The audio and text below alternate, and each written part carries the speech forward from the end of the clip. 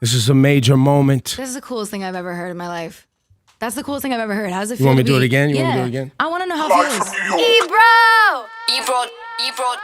And Ariana Grande. That's sick. Can you make me one of those next time I come here?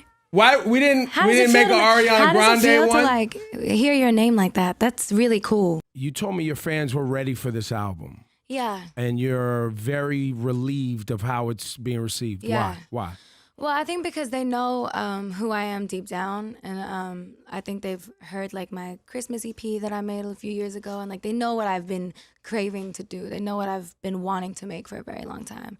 I played the game, you know what I mean? I've made the pop bangers for a while, and like I've done that, and I wanted to do something different, something that felt a little bit more like home, a little bit more like what's in here, you know, what's in like me as a person. And this really feels like that. Like, this feels like my DNA. So seeing them understand it, it's really nice, yeah. It's just in this dreamier, more mature placement with, like, a bunch of harmonies.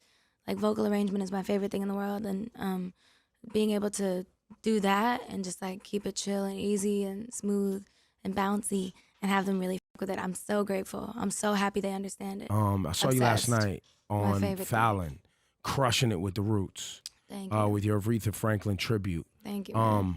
As a vocalist, how tough is a moment like that when you're going to tribute one of the greatest? It's hard.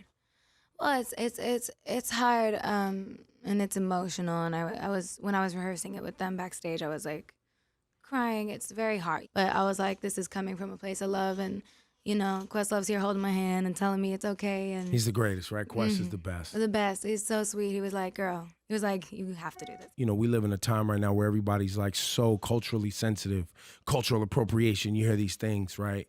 But you're an artist that's always paid respect and homage. Well, thank you. So I know that was probably nerve-wracking too a little bit. Yeah, of course. I tried to be respectful, of course. You know, I wanted to celebrate her and not like have the, you know what I mean? Like some negative cloud over it. Yeah, I wanted to not have it be misinterpreted. I just wanted to celebrate her and be able to do something beautiful. How much time did you have to prepare? Like 15 minutes. They were like, girl, room, now, let's go.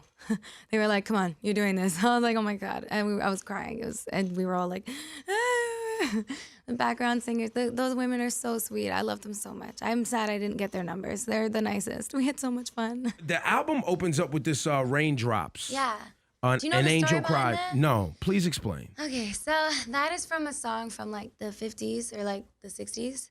And it's just like a random part that was like in my head when I thought the album was done. And I was like, you know what, maybe we could do something with this, like chop it up and make a beat out of it or something, like sample, do some dope, like old school, whatever.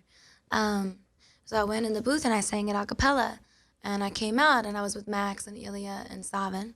And Max was like, we're not touching that.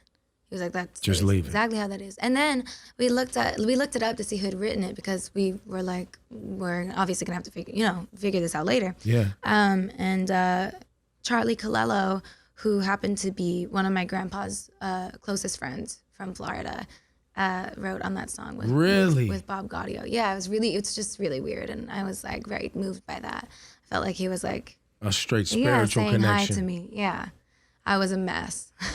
I cried all day for like 2 days.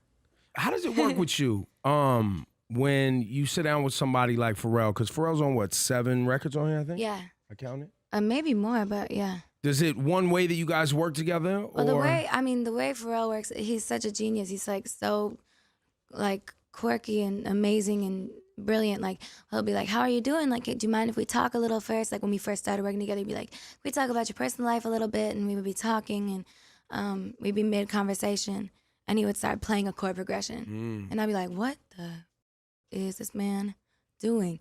And in 40 minutes, we had something going. Yo, you're on Beats One. The world's tuned in. What up, bro? We called you to celebrate you and all this amazing music you put on Ariana Grande's album, man. I'm super grateful because I keep coming into contact with these like really special and rare like people who like inspire me and push me to like try to create a canvas for their Mona Lisa. Now, P, I think it's it's an amazing time for not only vocalists but also R&B. Talk about this voice on this young lady, because you've worked with a lot of voices. The vocal acrobatics that she's capable of is pretty unprecedented, bro. Oh yeah, naturally she's a student and is a quick study. She knows the most sparkly parts of like really integral runs. What she matters? knows those things. Yeah, Thank she you. knows. So I hope everyone enjoys it. We love you, Pharrell. We love you. Yeah, love.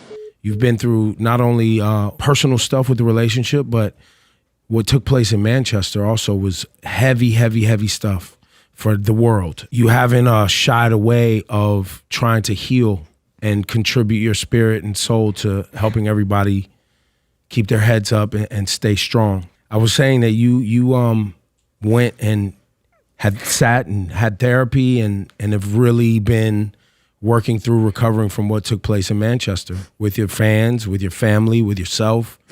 It's just about like just being there for each other and like helping each other through scary times and like anxiety and, you know, some dark shit out there, man.